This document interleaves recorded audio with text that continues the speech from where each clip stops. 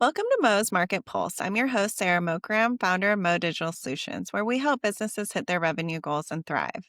On this podcast, we talk with industry leaders about their business, market trends, growth strategies, and what's ahead. On today's episode, we are joined by Dean Curtis, CEO of Engage.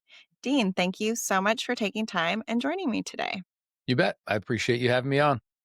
So, I'm excited to dive into your journey, both personal and professional, and to explore where Engage is today, where it's headed, and the challenges you're navigating along the way. But I want to start by just learning what Engage does. Can you just give us a quick rundown about your company and what you guys offer? Yeah, sure. So essentially, we help sales teams present better and sell more. So if you think about a normal sales presentation, a lot of times the marketing will create something and send it out to the masses. And then by the time it hits the customer, it's not what marketing intended. And the problem that we solve is we help marketing and sales align on what the right message has to be so that the sales team gets the most up to date, on brand, trained presentation that they possibly could have, and then all of the tools that they need to measure how it's being used in the field. Perfect. And so now that we have an idea of what Engage does, I want to go back to you. And I believe I saw you began your career as a math teacher I did. before moving into tech and eventually here leading Engage. So, looking back, what key lessons from teaching and those early sales roles shaped the way you approach your leadership and building teams today? Yeah, I think you could take it back to just early in high school and in college playing sports, always being part of a team. That was always been my passion of building teams and enabling people to be at the best that they could possibly be. So when I look back, being a classroom teacher, I had command over 20 plus middle schoolers or high schoolers at a time and being able to influence and impact their lives in a positive way. So it wasn't just about teaching math or teaching science or teaching technology, all the different things that I taught back in middle school, when teaching middle school and high school, but it's really about influencing and impacting lives. And when I think about the ability as a CEO of a company now, it's really the same job. My job is to build the people and the people build the business. And most of my time is spent really pouring into my leadership team, helping them pour into their teams. I mean, just today, I I have what we call leadership lab. Every other week I do a 30-minute training for the company on a leadership topic and or something that can help them and help our company grow. So I think that's my job. Now I set the vision and the strategy, and then I help people to build those skills that they need to go and execute. So I have to ask, what's easier, being a leader in a middle school and high school or leading a company like Engage? Yeah, one of my first principal, Donna Flynn, I'll never forget the first day of teaching at Sudbrook Magnet Middle School. She said, "Life is a middle school." And I've always kind of carried that forward because you can see middle school behaviors no matter where you happen to be in your life. But I would say it was more rewarding seeing a 12-year-old kid learn and grow. But at the same time, having the ability to take someone who may be a little set in their ways or afraid of trying new things as an adult, because we typically do that, right? I'm too old to learn something new. Man, in the age of AI, like you have to. So everyone in our company is learning new things. So it's equally rewarding working with adults. Perfect. Yeah. So when you stepped into Engage, first as a CRO, then COO, and now the CEO, what was the vision you had for the company at these different moments, and how has that vision evolved or perhaps been even challenged since you first joined? Yeah. When I first joined in February of 2017, things were a bit different. We were actually more of a digital agency than a software company. And I came in with another gentleman to make that transition from being pure agency model to software. And so the vision has always been pure software play. Now, what's interesting is we do services and because we have this expertise in helping people craft an amazing story in their presentation to help their sellers sell. So we've adopted some of that of our heritage of, doing some design work for people, but the vision has remained really consistent. We just had two new people start, and I always go through the company's history from the beginning till now and all the iterations that we've gone through. And The best thing I could say we've done is learn along the way, right? We use our past learnings and then we take those into the future. So our software now does and has a lot of the things that were once only capable by a high-end designer and coder. Now we enable anybody to do those types of really cool things within a piece of interactive content. So the vision hasn't changed. The ability to execute the vision, that's changed because I think when you look back to 2017 to now over those last 8 years, man, there's a lot of great technology that's around that we can now harness in order to build the next version of what we want to ship to the market. So that actually transitions us well. I'd like to now zoom out a bit and look at the world that you're operating in. Sales enablement space definitely has exploded with tools and different platforms. So, from your vantage point, what major trends are really reshaping how companies engage with customers and close deals? It's really important that the people who are in front of the customer are as confident as they can be in what they're selling. I think that comes across because that confidence, not arrogance, but confidence that they know the product, they know the pitfalls, they know the pain, right? The best seller is the one who helps the customer identify and then solve the pain that they have, no matter what it is. Doesn't matter if it's a software product or cosmetic or whatever it happens to be. If I can help you solve the pain that you have, you're going to buy from me. So, what we try to do is we try to enable people with the right content to, in our niche, help them address the pain.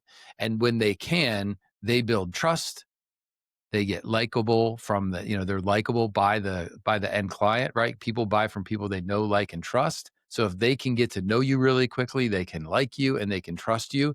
We think that comes with confidence. Confidence is built by having really great materials that you use in your sales process. They're tools.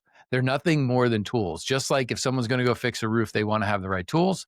You need to enable your team with the right tools so that they have confidence. That confidence builds the know, like, and trust so people buy from. That makes total sense. So, competition, though, can be intense. There are dozens of different tools looking for attention in this space. So, where do you see Engage carving out its distinct advantage, as well as what parts of the landscape still kind of keep you up at night? Yeah. I mean, I think any CEO in their right mind is going to say something about AI right now, right? Because you could vibe code something over the weekend that looks pretty close to a solution that may solve the problem in a different way than what the way we solve it.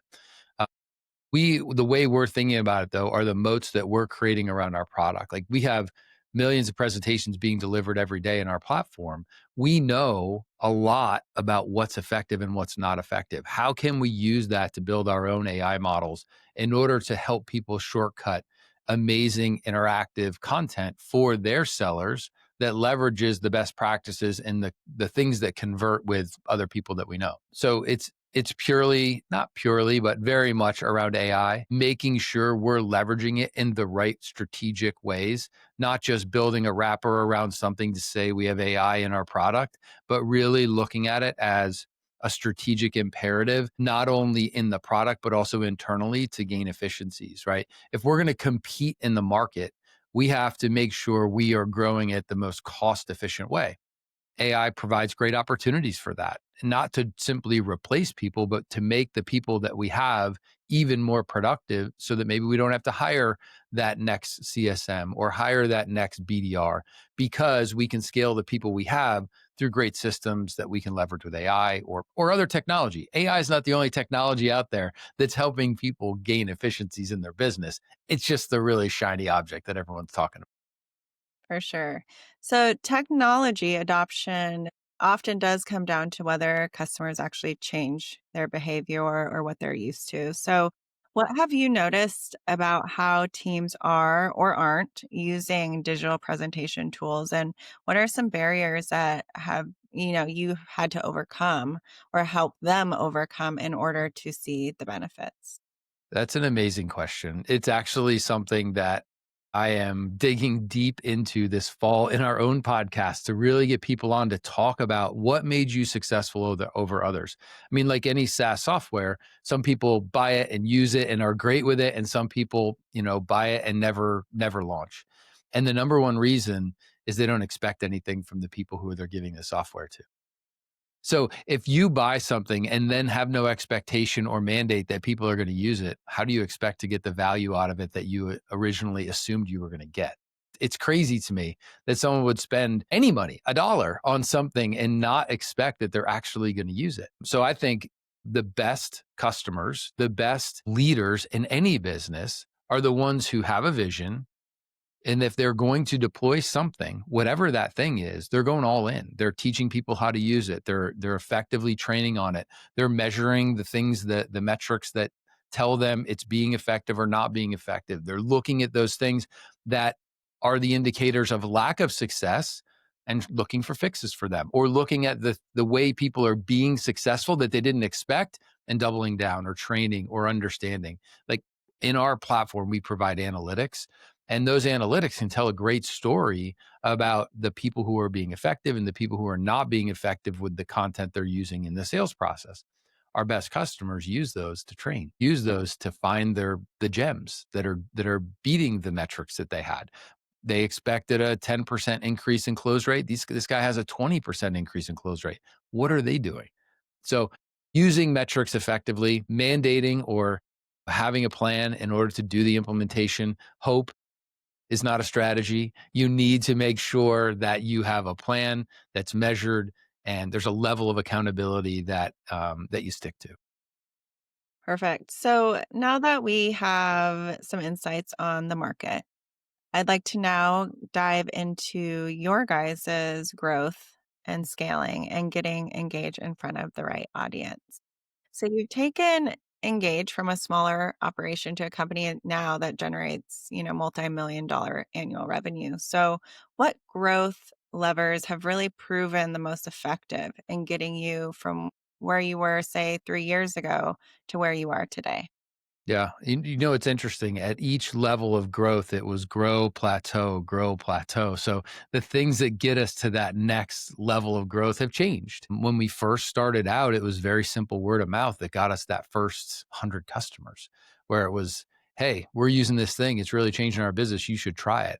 Well, eventually those don't come as frequently. So we had to figure out other things. We made great use of industry conferences as an incredible lead engine, and it was great because we'd have some customers there that would stop by and talk about us to other people. And it was a real, push to our growth. The next thing that we're looking at now are a couple different levers through partnerships. So partnerships have always been a really good lever for growth for us, but we think there's other unlocks there that we have at our disposal. And one thing we haven't really pursued was social media. There's a lot of thoughts that maybe social media wasn't the thing for this market, but it's proven. There's a couple of our partners that we've talked to are like, that's a really effective strategy for us. So we're going all in the next couple quarters on social media in a very, I think, unique way, but we'll see. We'll see if it works. Okay. And just out of curiosity, with when you were able to go to conferences and saw a lot of growth there, was that pre or post COVID? Post COVID. Okay, Yeah. interesting.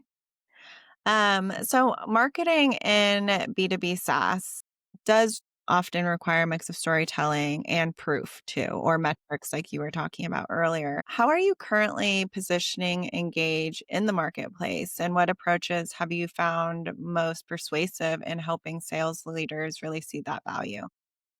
Yeah. It's interesting. We try not to use the word persuasive.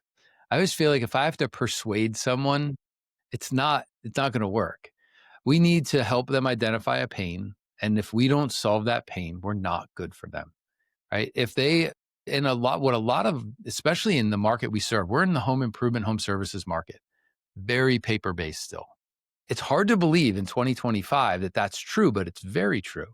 So it's actually, I don't want to say easy, because business is not easy, but when you talk to someone who has an old paper process and you can digitize that and really streamline how people get content, usage and measuring the usage of that content and really change the game for them, make them look more, we use the word modern, modernize their sales process, make it more interactive to capture the attention of that person, and then build what I talked about earlier, know, like, and trust, build that confidence so that the customer understands that you solve their pain better than anyone else who's come in, because people are usually getting 2 to 3 bids on the business that they're trying to win.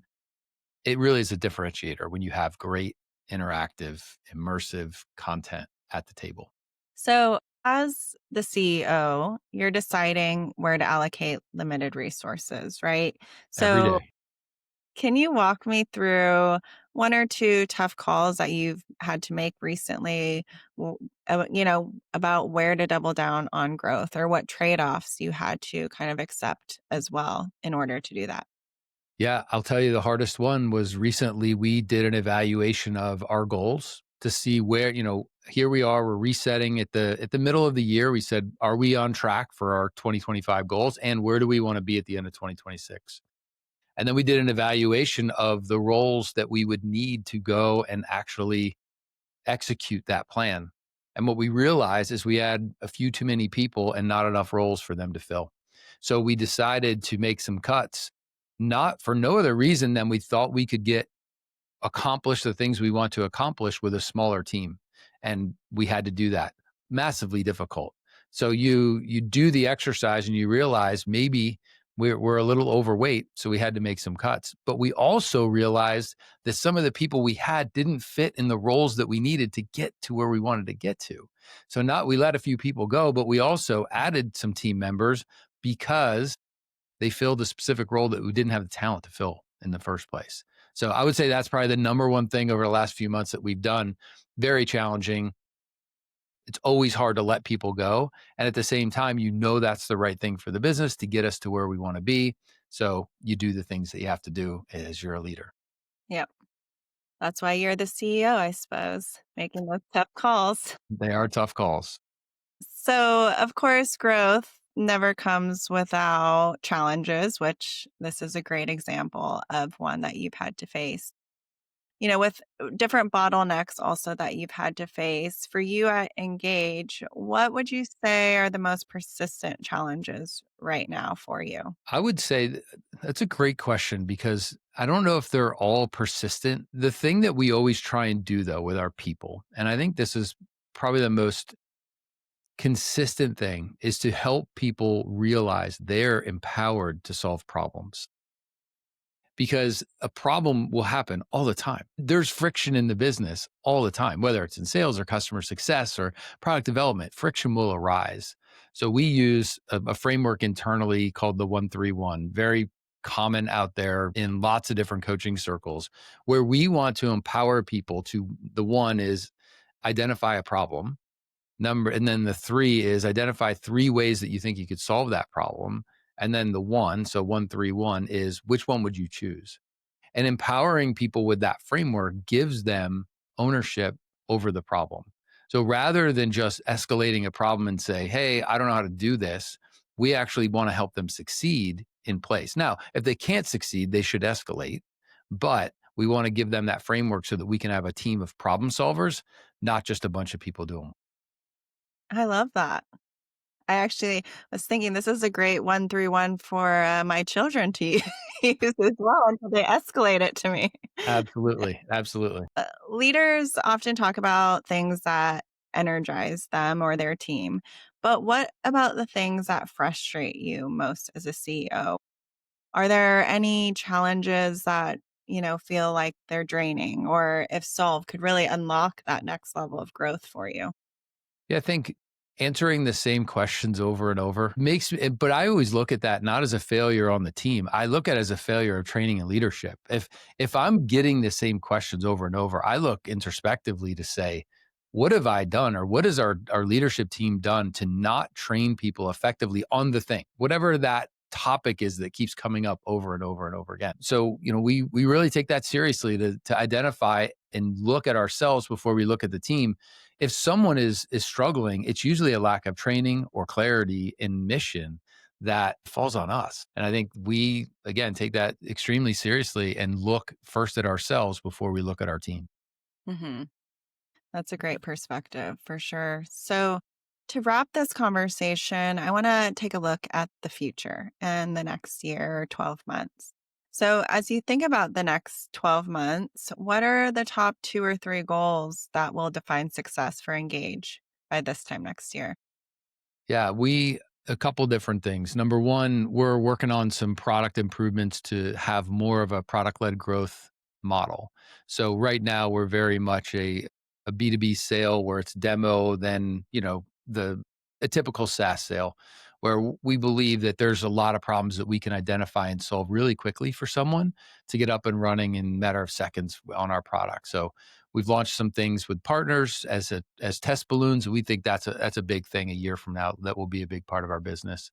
The other part is protecting against the threats that are out there through the term that we use internally called dynamic data. But the idea that the presentation should be personalized for who you're sending it to and coming up with really interesting, compelling ways to connect your sales content to back end sources so that if I'm coming to your house and you live in an urban area, the presentation represents the images, the everything in it represents where I'm coming to. If I'm going to a home in the country, it would represent that. If I'm going to, the middle of America versus going to New York City, that presentation should know that.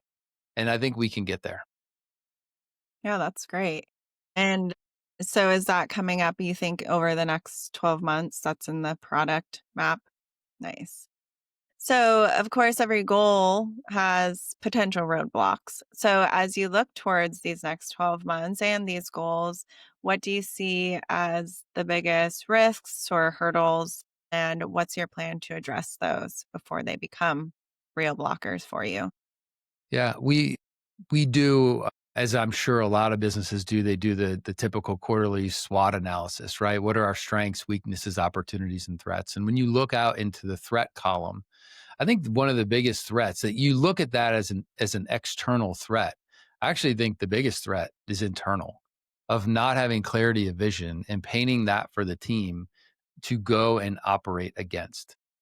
If we're too focused externally, it's not going to get us where we want to go. It's us being true to ourselves, identifying the objectives we want to hit, identifying those key results that get us there, and getting the team fully aligned with clear vision to those things. That is the threat of allowing the external to come in, whether it's a customer request or competition or economy, or I mean, I'm sure some people might talk about the economy as the biggest thing. I think there's so much within our control that if you can't ignore it, you can't be dumb to it, but at the same time, you really stay focused on your vision and bring the team clarity, and then you can work through a lot of those external factors. Great. And for anyone that wants to connect with you or learn more about Engage, where is the best place? Yeah. So me personally, Instagram is my place. Dean Curtis 23 on Instagram. I share leadership stuff. I also share a bit about me and my family and all that fun stuff. Also, obviously, a lot about our company and what we're doing. And then Engage as a company, engage with an INGAGE.io is our website. On there, you can learn a lot about our product without even talking to us. We want to make it a destination for you to learn. And then if it's something that compels you to get a demo, there's obviously a get a demo link. And that's the best way to talk to one of our team members to get a real immersive look at what we do here at Engage. Well, thank you everyone for tuning in to Mo's Market Pulse. If you enjoyed this episode, be sure to subscribe, like, leave us a comment, and join us again to hear more insights from leaders coming up on future episodes. And thank you, Dean, for spending time with us today. My pleasure. Thanks for having me.